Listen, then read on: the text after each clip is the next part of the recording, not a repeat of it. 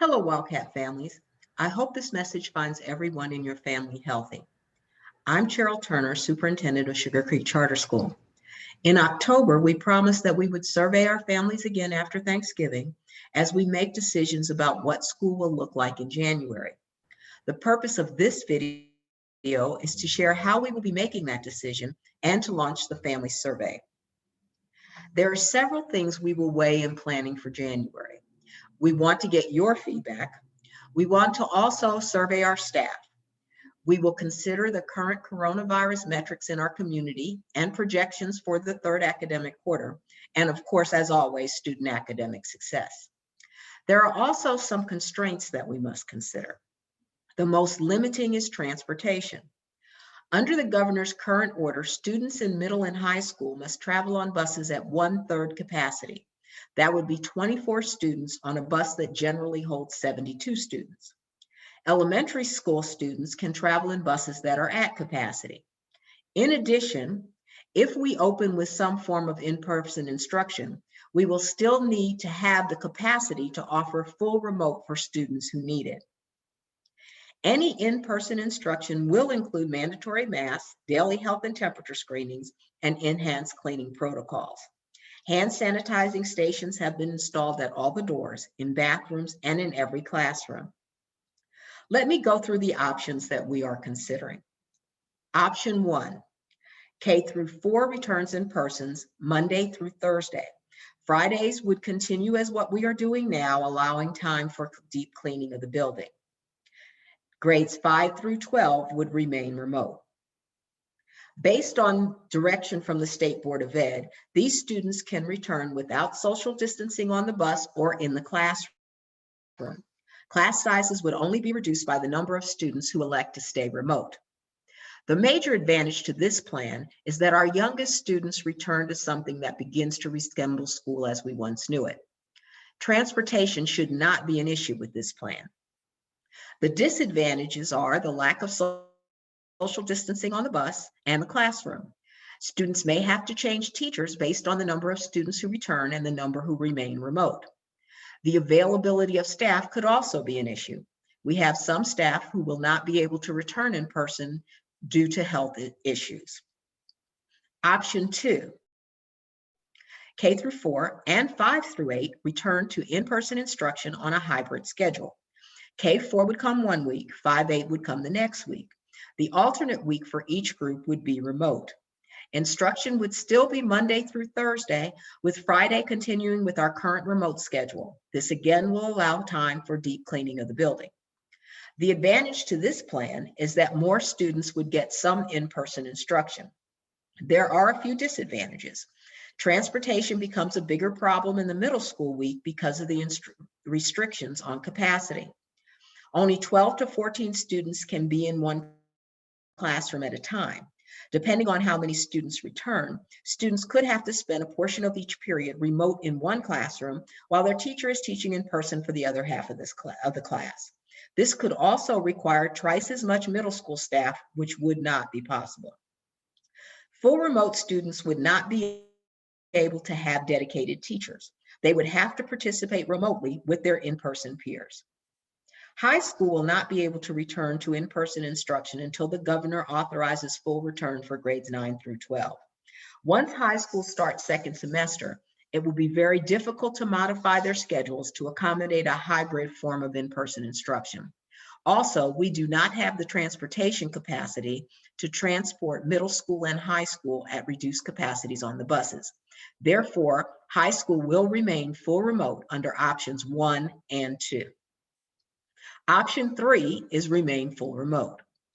The advantage to this is the fact that we already have this in place and we don't lose time trying to adjust to new schedules, enhanced health procedures, and school routines. We eliminate the possibility of having to open and close on little to no notice, as other schools have done, due to COVID infections or exposures that come up with students and staff. The major and significant disadvantage would be that our students will have been remote for an entire year by the end of the third quarter.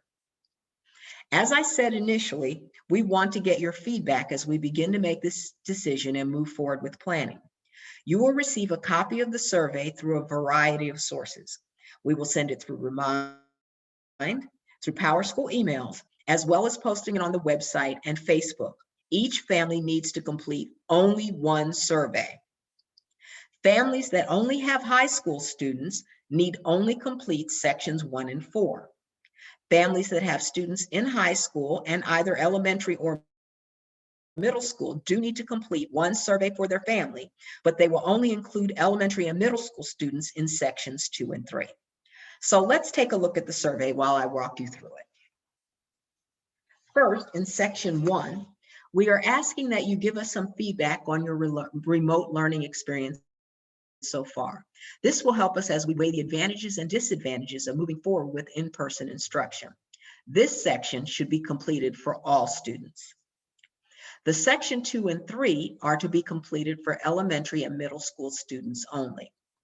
Section 2 asks for your preference if we were to move to some form of in-person learning. You will be asked to rate your preference. The preferences are the 3 options I described earlier. Option 1, in-person for K-4 only, Monday through Thursdays. Option 2, hybrid rotating weeks for elementary and middle school. Or option 3, full remote for the 3rd quarter, which ends in mid-March, and reassess for the 4th quarter. In section 3, you are asked for specific information about each of your children. You will need to list your children by name, give their grade, and whether they would be returning in person in January if their age group is returning. Please note that if you choose not to return at this time, we will not be able to accommodate a change in choice. You will then be asked if your child will require transportation if they are returning.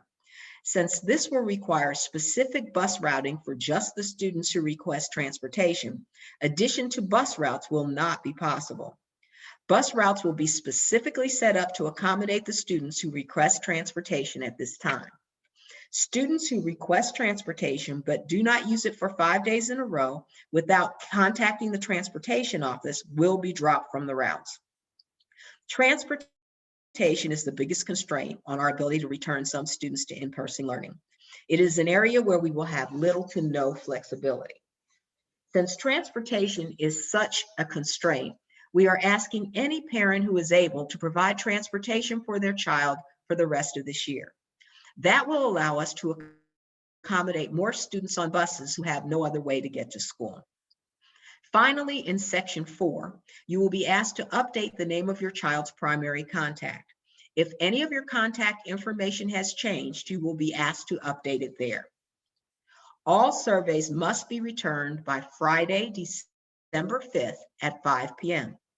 Please note, any student who does not have a submitted survey will be full remote through at least the end of the 3rd quarter. Please take time to complete the survey. We will be planning based on the information we receive. In this environment, we can't be very flexible, so we really need to know your preferences. Now, let's just take a few minutes to celebrate what's working. I really want to shout out the teaching staff. They've worked very hard to provide a quality program under some very difficult conditions. We are endeavoring to provide the same level of instruction and student support that we provided in person. I also want to shout out to our parents. We know this is a lot for parents to take on, and we have seen parents really step up and become fully engaged with their children's education in ways that were not required in the past. It is obvious that our parents are also determined to make sure children do not lose out because of these conditions. Please know how much we appreciate your partnership in this endeavor. I do need to say a word of caution to parents whose students are not attending school regularly. We know that this is difficult for everyone, but students under the age of 16 are required by law to attend school. We are required by law to report students who do not attend. We are trying to avoid doing that because we know everyone is trying to do the best they can, but our students cannot afford to miss a year of school. In addition, that year would have to be repeated. If you need assistance, we are here to help. Please respond to the social workers when they reach out to you or make a home visit. Once again, thank you for your continued support as we navigate through this pandemic. If we all work together, our kids will succeed. We need your feedback. Please complete a survey for your family by Friday, December 5th at 5 p.m. We will notify you about our plan no later than December 12th.